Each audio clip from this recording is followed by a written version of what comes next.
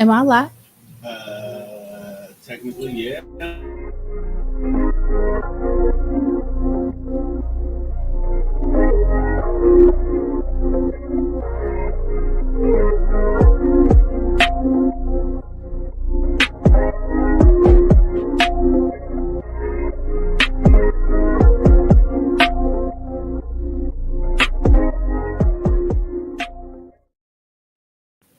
What's happening, everybody? This light is not on. It's dark in here. There's a lot going on. What's happening, everybody? Hello, hi. I like it anyways. Welcome to the Moment with MoeSghetti podcast. There is a lot going on in the TDR studio today. There's a concert above my head. The light done went off. The intro done went crazy. I'm coming on the show like an hour and a half after I'm supposed to, and it's my fault and Tone's fault at the same time because there's a lot going on in the studio. But welcome anyways to Moment with MoeSghetti. I am your hostess with the mostest, MoeSghetti herself, your auntie, sister, cousin, best friend, always coming with the realness. And I'm here to give you another episode. So let's get into it. Hi people, hi people, hi good people. Let's do all of that influencer check-in stuff. Like, comment, share the episode. Let the people know that I'm out here talking about mental health and spiritual wellness. And today's episode is titled 40 Pounds Down. How changing my mind changed my body. So we're gonna talk about how I lost a significant amount of weight without any specific diet or exercise plan. Um, and I've had a lot of people ask me about the changes that they've seen in my body over time, especially people who've known me for a significant period of time. And I decided it was time to sit down and share that with you. So before we get into the topic for the day, you already know that we got to get on into the church announcements. So, church announcement number one.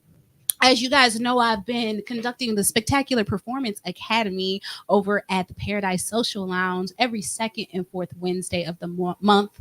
So this week, July 24th, we will be having our next class. And so if you're interested to know what the Spectacular Performance Academy is, it's an opportunity for those who are stage performers, singers, actors, speakers, poets, anybody who gets on stage and shares their voice with other people. If you're looking for a space to become more confident, if you're looking for a space to workshop some of the things that you're working on, the Spectacular Performance Academy is a place for that. We really sit down and we share information. We give each other tips and tricks. I am the official coach, but I welcome both veteran and novice stage performers to come on in because there is an opportunity from anybody in the circle to learn from everybody in the circle. I've got some fantastic improv games planned, and as we grow and as we go further into the future, I'm hoping to bring in performance coaches, guest coaches, to give you some additional insight on the things that they have learned along their journey. So I'm really excited about the progress that we've made with the Spectacular Performance Academy. I've had some wonderful performers come through and share their work, and I've had people already come through and feel much more confident about their ability on stage. And so any and everybody is welcome. It is a free event. Donations are accepted if you would like to contribute to the coaches and or the establishment, Paradise Social Lounge. It is located at 3413 Dr. Martin Luther King Drive. So if you're interested in joining us, that'll be Wednesday, July 24th is our next class. So I am looking forward to seeing you there, and we're going to have a spectacular time. The other church announcement is I'm really excited about this upcoming on Saturday, July 27th at Muse 33, which is at 5916 West Burnham. The Moment with MoeSghetti podcast, in conjunction with the Minding My Own podcast, is hosting a mini retreat. So if you hold on.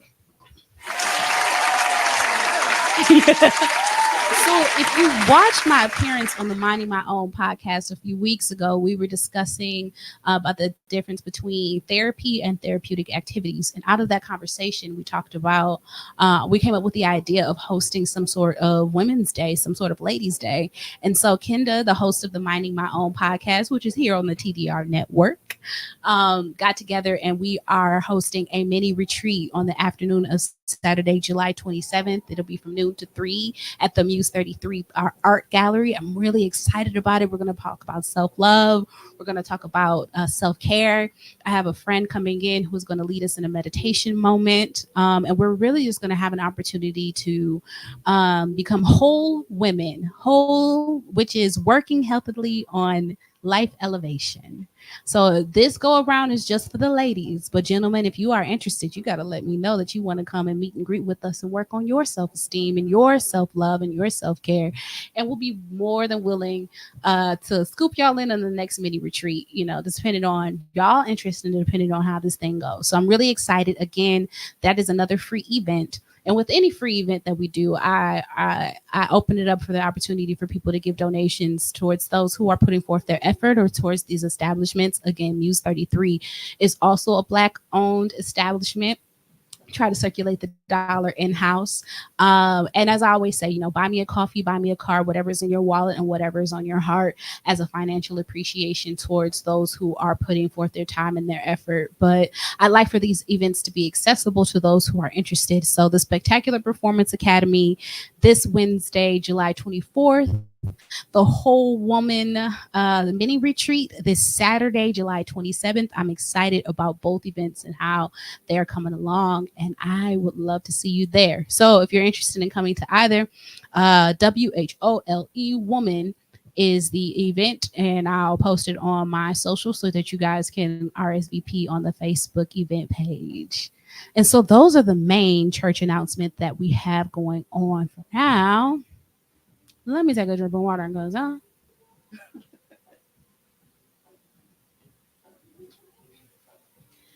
So let's get into it. Today's episode, 40 pounds down, how changing my mind changed my body. So I've had a lot of questions lately, a lot of questions lately, especially from people in my inner circle about what have you been doing? They've been looking at me. They're like, what have you been doing? Cause I was fat, y'all. I appreciate. The only person told me I was fat was my auntie. She said it gently too, but the rest of the y'all did not tell me I was fat like that. And so, but but it was a process. It was a gradual process of getting there, and it's been a gradual process of gaining weight and a gradual process of losing weight. And so as my body has changed, as my fashion has changed, as my skin has cleared up and my light has gotten bright, people have noticed lately. And I decided to sit down in this episode and give you guys some insight on what that journey has been for me, and not just the fact that I've lost weight, but the fact that I've been able to lose the weight and keep it off. And I've done it in a sustainable way in which I believe I will be able to keep the weight off for a significant portion of my life, at least until my metabolism decides to halt. But it has been a gradual process. And so hey Naomi, at the top of my weight, I was about 270 pounds.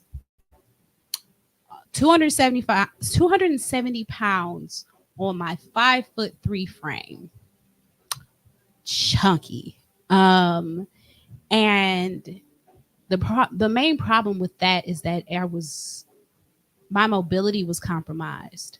My ability to walk further than like a half a block was in question. Like I remember wanting to walk to the store and having the thought that, man, and this was like in 2020, I was like, man, if we really have an apocalypse, like I'm not going to be able to survive if we have to hoof it on foot and like escape. And that was a big problem for me because, I've seen other people in my life and in my family lose their mobility and have that be connected to their weight. And for me, I didn't want that for myself in the long term. And so in order to do something about that, um, and I haven't been skinny ever in my life. And so even prior to making it up to 270 pounds, I had tried different. I'm one of those people. I had tried different like weight loss programs. I tried different exercise programs. I've had my little health kicks when I've been to the gym. I'd gone on, throwing out all of the fast food in my house. I mean, all the junk food in my house, and bought a bunch of vegetables that I let go bad. Like I did all of the things that a lot of people do when they decide that today is the day, today is day one, or one day. Like I did all of the things that people try to do to give their life an overhaul, to lose weight the right way. And none of them really were effective beyond losing a few pounds. I lose maybe 10 pounds, get excited about it, and start eating and gain it all back. Or I'd start to feel good and stop going to the gym and be nervous or apprehensive about making my way back. And so this go around, it hasn't been a weight loss journey that I've been on. It has been a life journey, a healing journey that I've been on that ended up causing me to lose a significant amount of weight. And it's been a progressional tiered journey that has built upon itself over time. And so as I go through this, I encourage you to, plug in what fits with you, what is applicable to you on your journey, because it's really just biology and how the body works, and how the mind works and how the spirit works, that has allowed me to go from where I was to where I am, and hopefully to even greater point of fitness in the future. Um, I don't have any significant health concerns that would cause me to not be able to lose weight. And so, for those of you who might have, like, I don't know, PCOS or something like that, or might be diabetic and have a different relationship with food, or whatever other health concerns that you have going on with your body, what I have to say today may or may not fit for you in the full capacity. But there will be something on another level that may resonate with you, that it will allow you to change your mind, regardless of whether or not it will change your body as a result. So for me, the place that I was in when I was at that weight was a state of absolute deep depression. What was it, 2019? My grandfather passed away, which was a really, really big deal for me. It affected my mind in a way that it took a while for me to recover from. And that was on the heels of me losing my partner for a few years before that in 2015. And so as I'm recovering mentally from losing my partner in 2015, I lose my grandfather, and I go through another state of grief, which led to a significant state of depression. And what that looked like for me was laying in the bed in this perpetual ugly cycle of smoking weed, eating food, and going back to sleep, and just and doing that to fill my hours and fill my time and really disconnect from myself and disconnect from life until I could make it to the next day and go to work. When I say I was smoking and eating and sleeping myself to death, I really was. I laid a groove in my bed because of how much I just was in the bed. And I spent so much time just waiting for the next time I could smoke, waiting for the next time I could eat, and waiting for the next time I could sleep. Like I couldn't wait to get back to those three activities. And that was just a perpetual cycle of feeding my depression, feeding my weight, feeding my downward spiral. And I knew I was on it. And I knew it wasn't good. And so the first thing that really shifted me on the journey of wellness was a faith factor. I've always been a believer in God, and I believe in God to be able to do miraculous things. And so in the depths of my depression, I would absolutely cry. I would absolutely sing. I would absolutely pray. I'd be on the floor in my apartment. I'm sometimes you have to encourage yourself. Just lonely and sad and really going through it. And that had nothing to do with my weight. It had more so to do with absolutely everything to do with the depression. I was just getting fat in the process because I'm smoking and laying in bed with a big bag of hot Cheetos. And I would pray and I would cry and I would petition God for help because I felt like I was in a space where I didn't even know what to do. I didn't even know where to start. And I can say, because I had this really memorable moment in which I felt like the spirit of depression was lifted off of me. I was laying in the bed one day, going through that same cycle. And the best I can describe it as is it felt like somebody ripped the cover off of me. And I stood up straight out of bed next to my bed. And I heard a voice that just said, it's time to get to work. I got stuff for you to do. I can't have you laying here. Now I'm standing there. Obviously, depression is not fully cured. But I felt like a weight was lifted off of me. And I felt like I could at least begin to breathe and take some of the steps forward towards my healing process. It's been a lot of work that I've had to do, but I know in that moment it was an answered prayer that lifted just enough of the weight off for me to be able to get up and do something about it. It was like, it is time, and whatever is holding you down, I can no longer allow for it to hold you down. Get up. And in the state of depression like that, like literally, I can't move my body. Like I can't get out of bed. Like I literally don't have the energy to take care of myself. And when that lifted off of me, I could at least begin to do some of the things that I needed to take care of myself, to make doctor's appointments so that I could go get that depression taken care of, to try to eat better, to even think about eating better, to even think about doing anything that would make my life better. I found myself free and lighter, and all of a sudden on this mission, because God had something for me to do, and he lifted a barrier that was in the way just enough for me to be able to do the work that I needed to do. So step one was really my faith walk, my connection with God, and me being able to even feel him move in that way and hear him say, it's time to go to work. It's time to go to work. Because that's what it was. It wasn't, I'm just going to deliver you from this thing and you're all better. It was, it's time to go to work. And I'm going to make it so that you can do that work.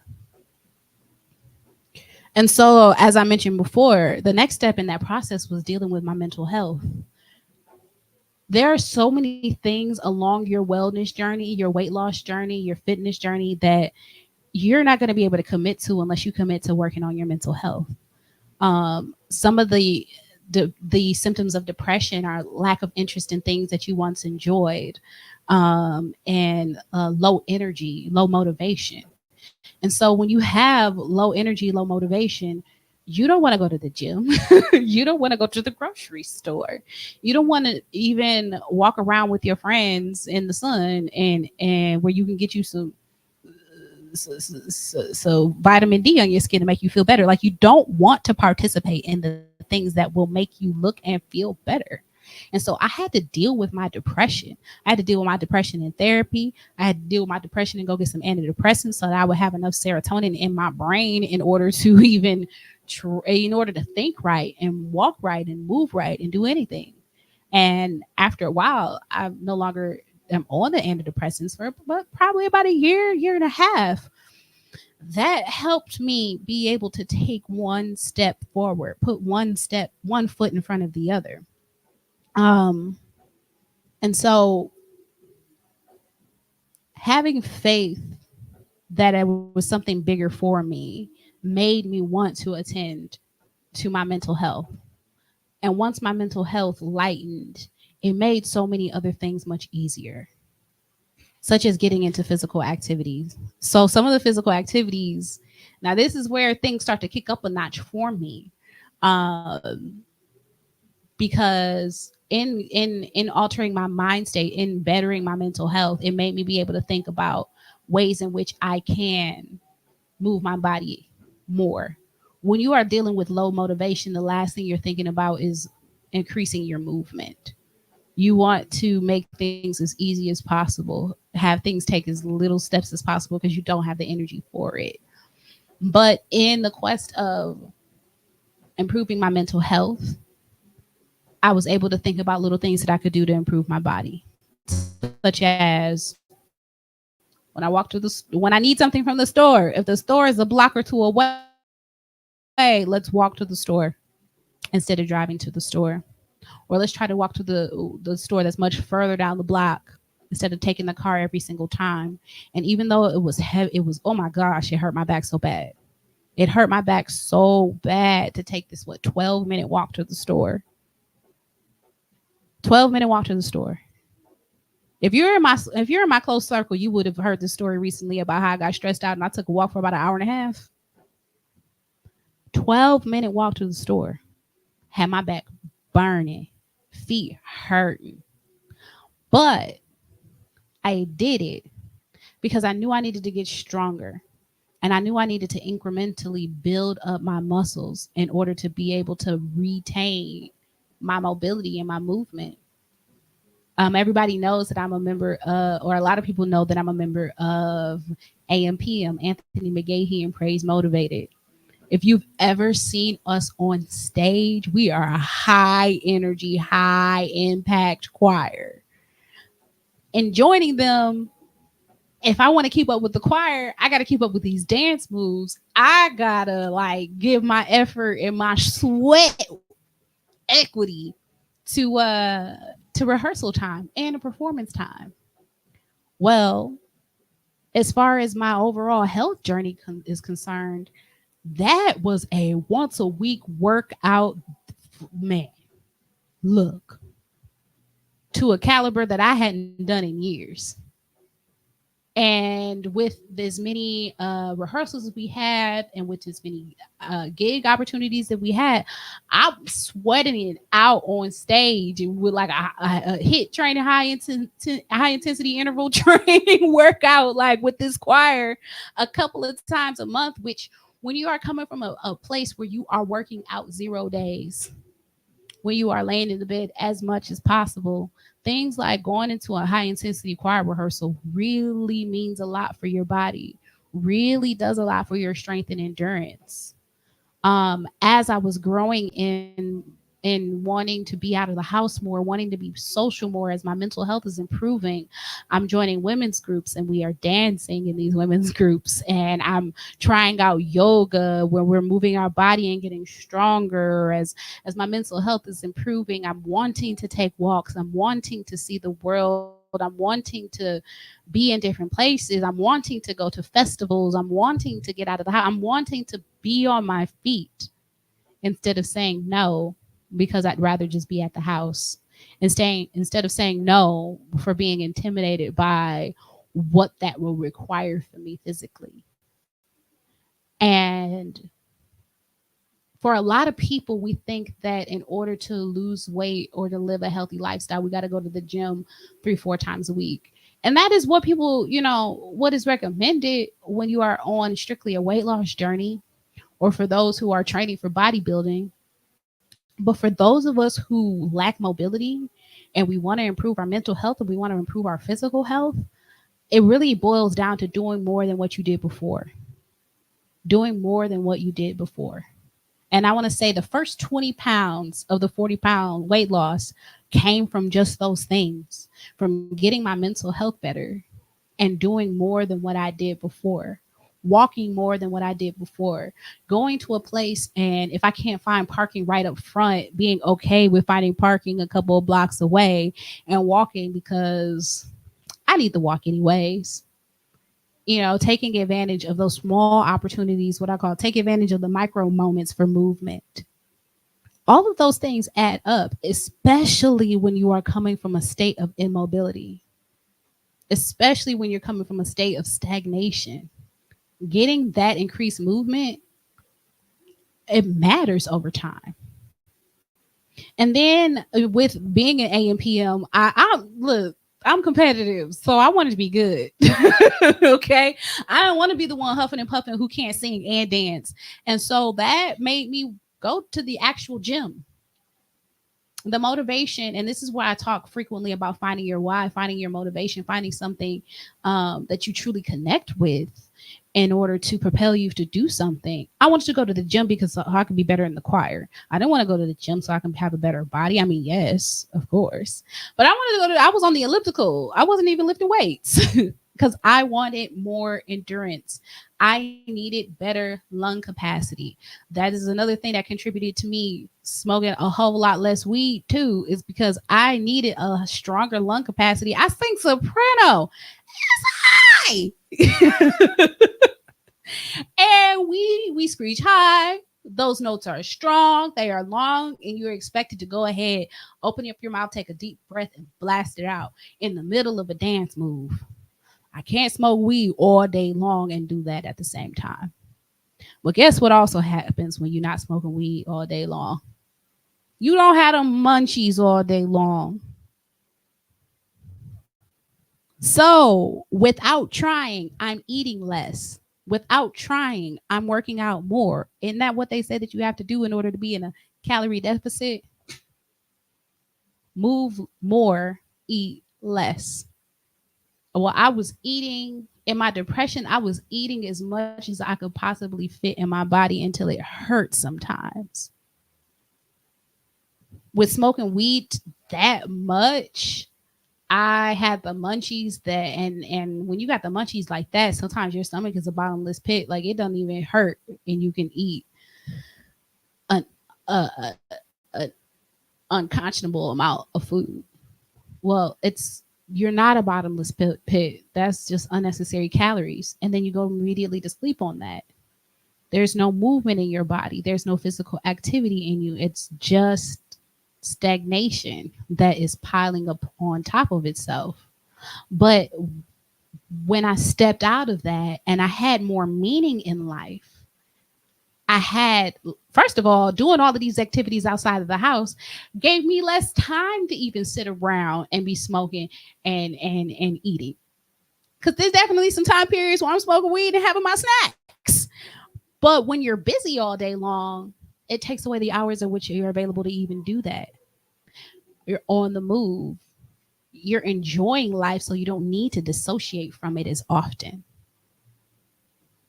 And so this is why this is a wellness journey. This is a life journey and not a weight loss journey. Losing weight was just a byproduct of that. And so, yeah, so I'm not smoking weed as much because I need to sing. I'm moving my body a whole lot more because I don't want to tire out. I'm eating less because of that. And I'll become a little bit more health conscious about what I eat because, hey, you don't want to put a whole bunch of trash into your body while you're doing all these other things.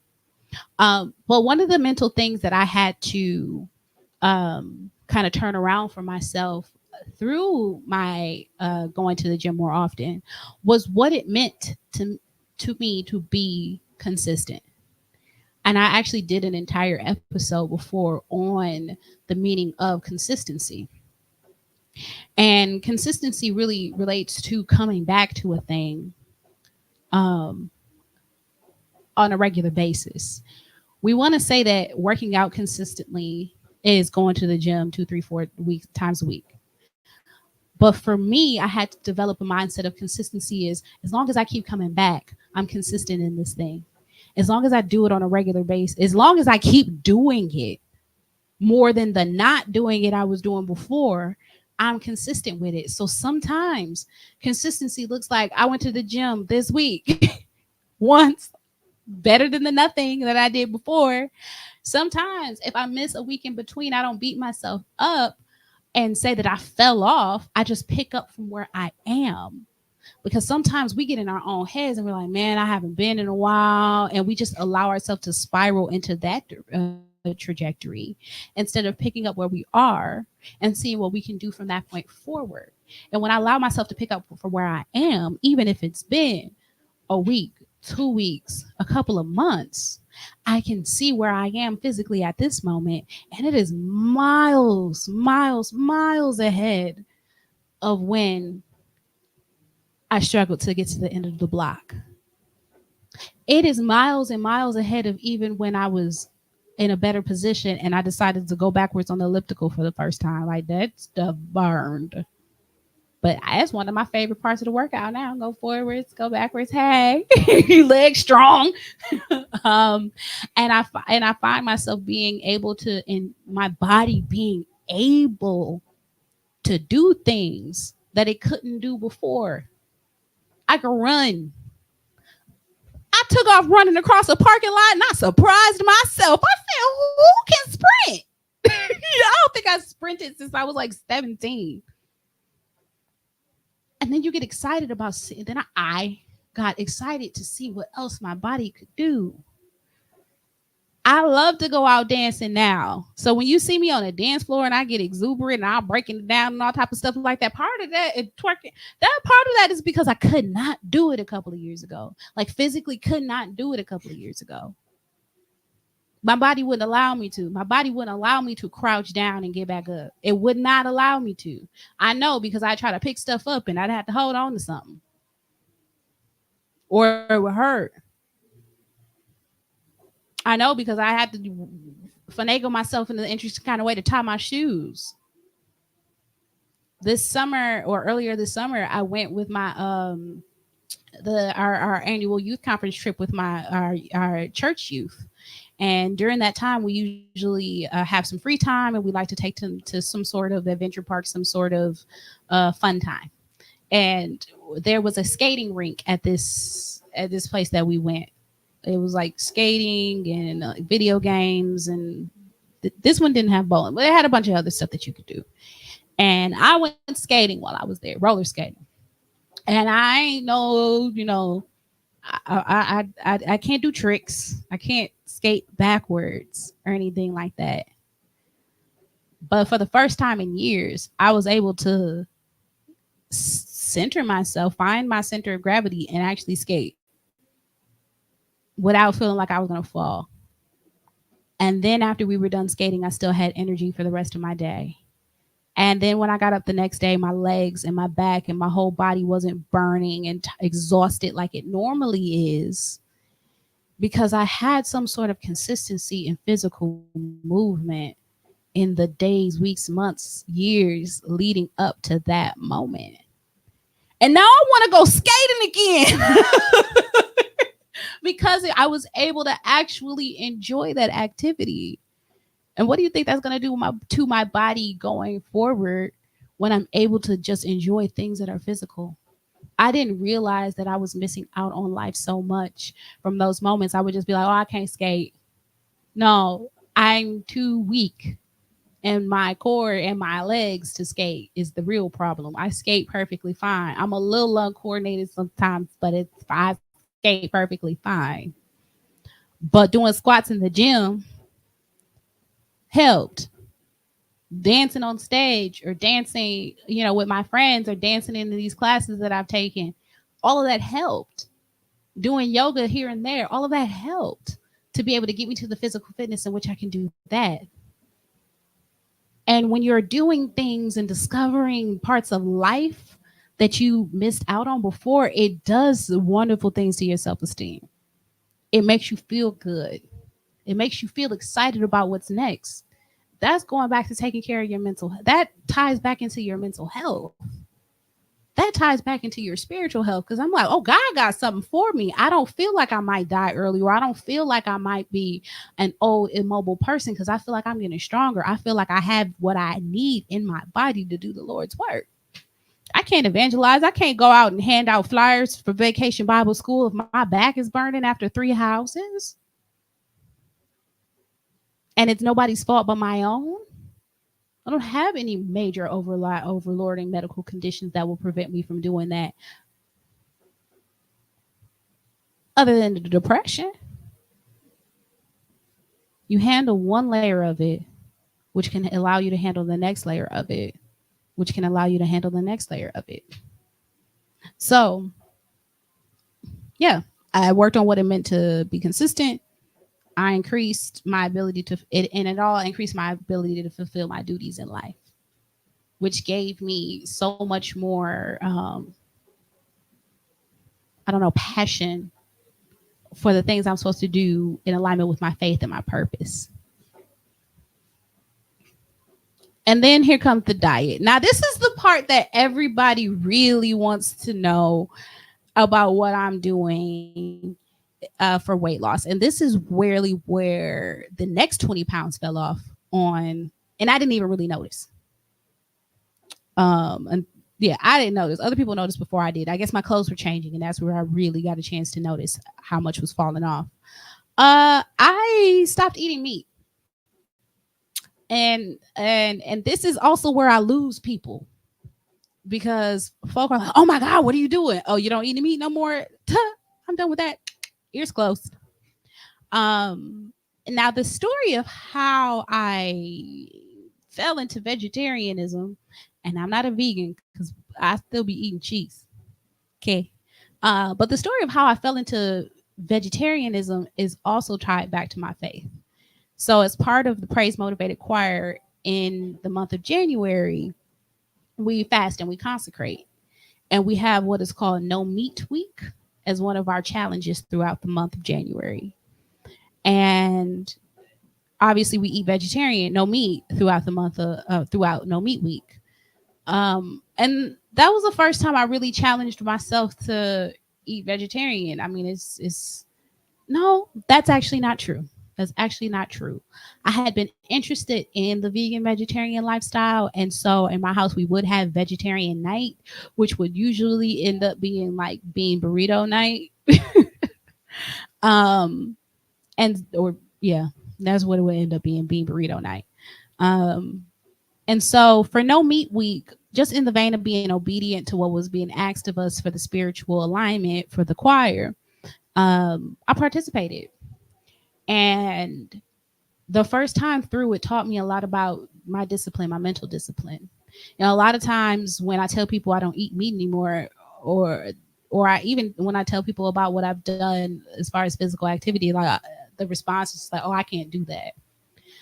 And I don't think it's that we can't do it; it's that we don't have a desire to, or we've never challenged ourselves in that capacity to have that level of discipline.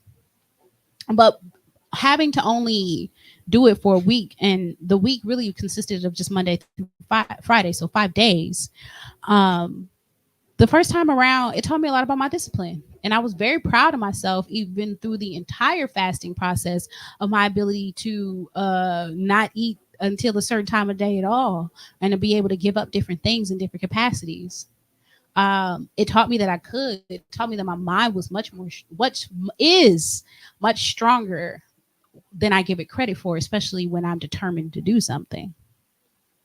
And so the second time around No Meat Week was much more of a spiritual attunement for me. For whatever reason, I discovered that when I eat meat, when I don't eat meat, I have much better spiritual clarity.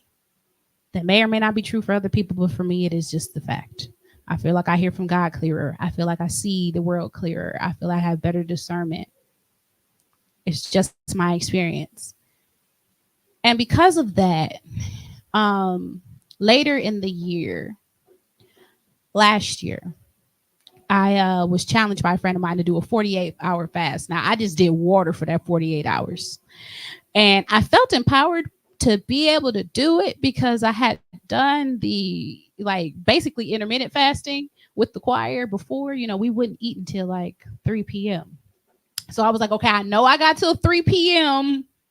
Then whatever happens after that, I'm not really sure. But being that this was a very spiritual friend of mine, and I was going through a spiritual evolution, I was just trying to figure out some things about myself, and they came to me at that time of my life and suggested that I felt like it was a message from God, and I adhered to it. And I prayed to God and asked God to make it an easy experience for me. And it actually was.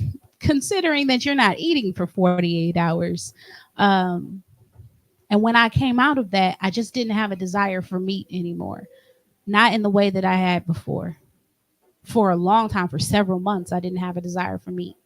And that's when the weight really, that's when the next next 20 pounds fell off like that. Because also in this time period where I'm not eating meat, I'm also not not eating like McDonald's. You don't pop through the drive through and grab a McChicken when you're not eating meat. You're not. I'm not stopping at Chick-fil-A. I'm not stopping at these different fast food restaurants. I'm not eating fried foods. Would you? I mean, you can eat fried vegetables, but not to. It's not going to have the same impact and set to the same capacity on your body as if you were still consuming meat.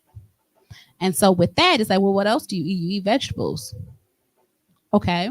And so as this goes on, my body became acclimated to not eating meat. And so when I decided to integrate meat back into my diet, because temptation is the mug and fried chicken smells really good. um, I noticed, because I pay attention to my body and the shifts and the changes, I noticed that certain pains came back that I didn't even realize had left. Earlier in my exercising journey, I complained to my doctor about having some pain in my hip. My doctor said, it sounds like you're developing some arthritis in your hip. I said, Arthur, I didn't think that came along until you got a little bit older. And the doctor's like, ma'am, you're in your mid-30s. Things can happen. I'm like, I didn't notice that the pain went away. I didn't notice that the snap, crackle, pop in my joints had gone away until I began to eat meat again, and it came back. And it took a while for me to realize that those things were linked to one another. And so I can only assume it's inflammation based. But at this point, my body just um, doesn't digest meat the way it used to. And so it's a part of my life that actually it's a thing in my life that actually has to stay gone. Because I try to eat some chicken. Oh my God, it hurts so much. Not just my joints, it hurts. Like my stomach, it hurts so bad. But in that, I lost a lot of weight, but I also felt weak. Um, at one point because I wasn't getting the nutrients that I needed, which made me refocus my attention on not just staying away from meat, but really caring about the quality of the foods that I'm eating, making sure that I have enough protein in my diet so that I'm not hungry. Like I will crave beef when I'm iron deficient. I will crave chicken when I'm protein deficient. I crave different types of food when I am nutrient deficient in different areas. And so making sure that I'm getting certain, I eat a lot of chickpeas now because they got a whole lot of protein in them. And just making sure that I get different things in my diet to make sure that I'm not hungry and to make sure that I am feeding myself properly has really helped me sustain along this journey. Am I perfect? Absolutely not. And the way that I like to say that my weight done kind of is like a ball bouncing down the stairs because it's going down. But I be irresponsible with my with the weight loss portion of my journey from time to time. But I also give myself grace. And sometimes I just give my body what it needs. This past week, I was hungry like nothing, and I could not figure out why. Well, I figured out why. But instead of beating myself up and being like, "Oh, I'm a weight loss journey. I ain't supposed to be eating all of this," I allowed myself to feed my body in the way that it told me that it needed to be fed. I also was paying attention to why my body was craving so much food and what I was giving it that may not have been sufficient enough to satiate this appetite. And when you do all of that, your body begins to run more efficiently. You begin to burn things off in a more effective way. At the same time, I'm still going to the gym here and there. I'm still doing squats. And I might not be losing as much weight as I was at different parts of my journey, but I'm also gaining more muscle. I'm also learning different ways in which to build muscle in different parts of my body, because now I'm becoming much more, my self-esteem is growing. Now I'm like, okay, Loyal, instead of just being in here for cardiovascular health and strength and stamina, let's see if we can get some of this gut to go down. Let's see if we can get some of this arm flap to go down. Let's see if we can build the body in a way that will increase our self-esteem even more, confidence even more, mental health even higher, which in turns makes me much more apt to be in front of you all. If I like the way that I look, I don't mind being on camera, whether it be video camera or snapshots.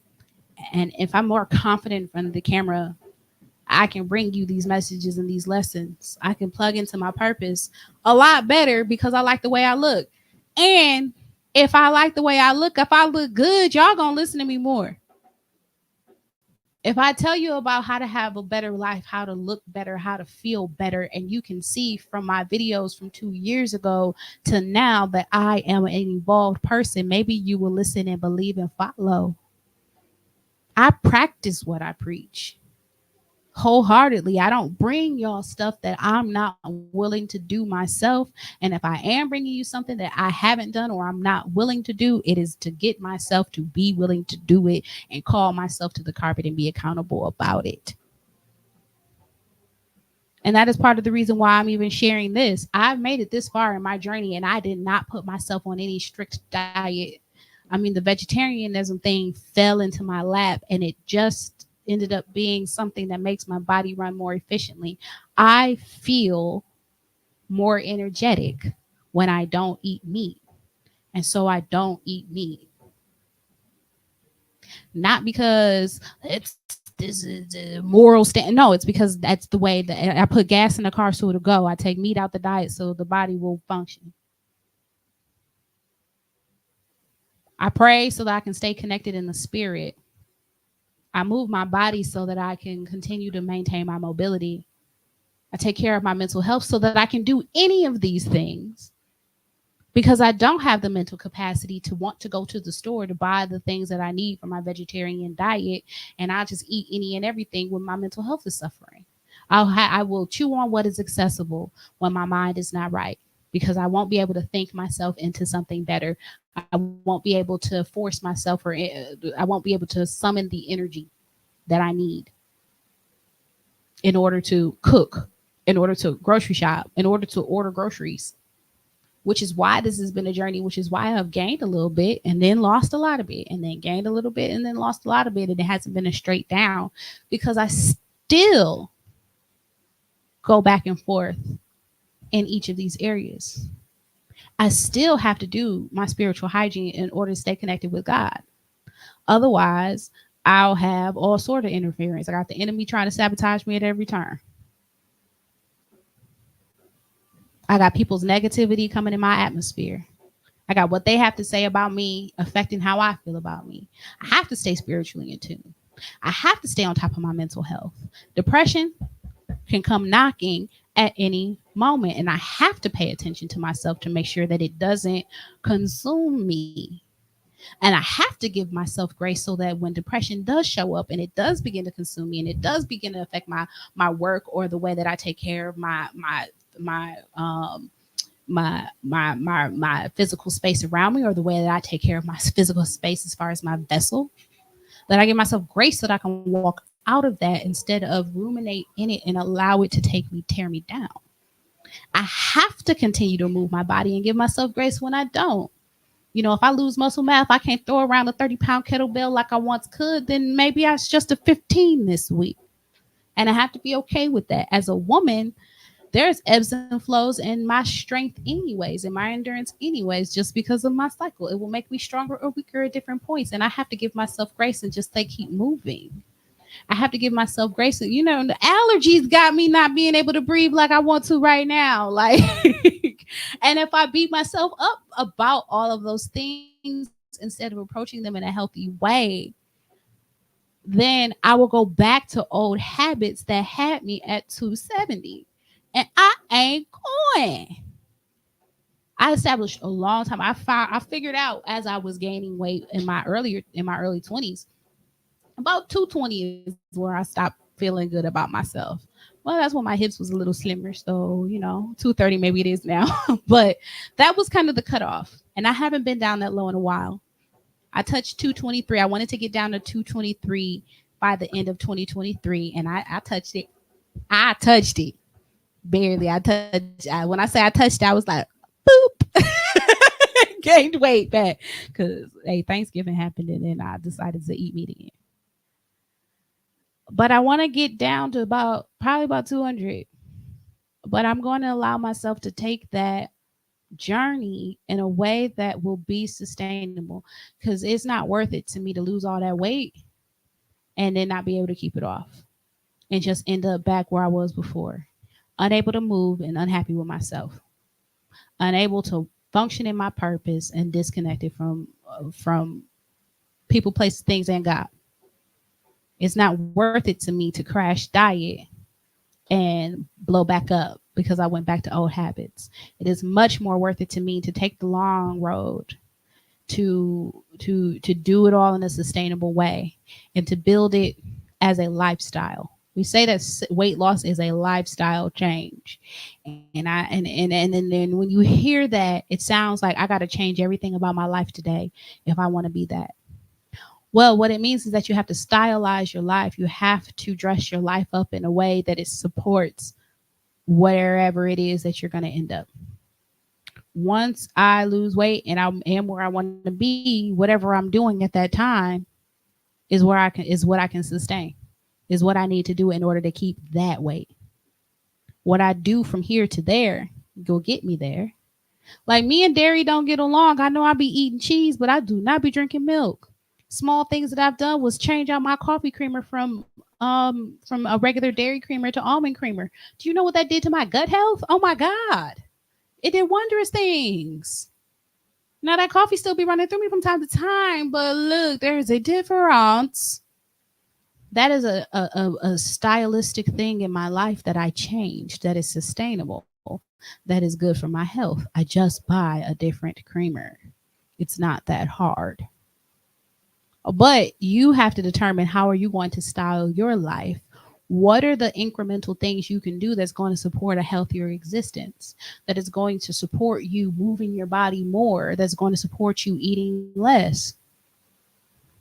So you like to smoke weed, you a pothead, you're going to get the munchies. If it's going to be insatiable for you, then maybe it ain't going to work for you. Or if you get a hold of a strand of weed that give you the munchies like crazy, stop smoking that one, because there's some strands of weed that'll make you eat like nobody's business, and there's others that will stop your appetite in its tracks. Maybe you shouldn't use marijuana as an appetite suppressant, but if you know that you have one that stimulates your appetite, maybe that's not what you consume. Like for me, sometimes you just can't consume it at all. If you know that you like to do certain things, I have a friend who took me to a place called House on the Rock, and it is a ridiculous like conglomerate. I like to say that it is if Willy Wonka designed the neighborhood of make believe, that's the House on the Rock. It is a very long walk, and the reason why he took me there is he likes to take people there because he likes to walk through there several times a week if you can. And it is such an odd, strange place, but the reason why he walks through there is that he discovered that when he walks through there, especially if he takes a friend, it will keep him on his feet. He dealt with significant health concerns, and those made him gain a ridiculous amount of weight. And after walking through the House on the Rock for a year, his doctors were very, very impressed about where his health is as a whole, and they still don't know what's wrong with him. And that was one of the ways that he just found something that he could do, found something that he could enjoy, found something that would motivate him to keep moving.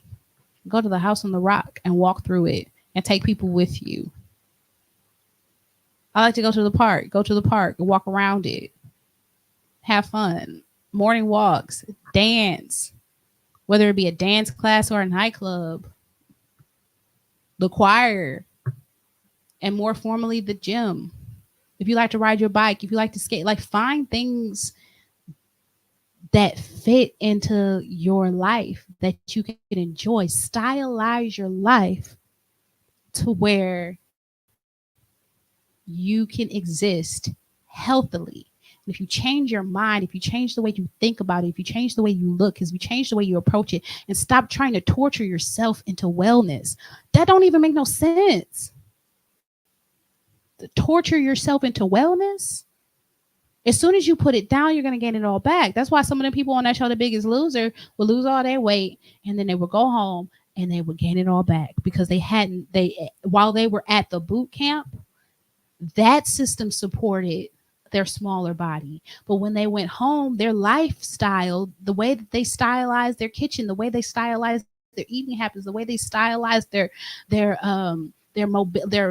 physical activity did not support their new body, and they returned to their old body, and if not worse, because that is how their life was stylized. That is the way that they set up the systems to work, was to support the bigger body. So that's the approach that I've been taking. And that's the approach I'm going to continue to take.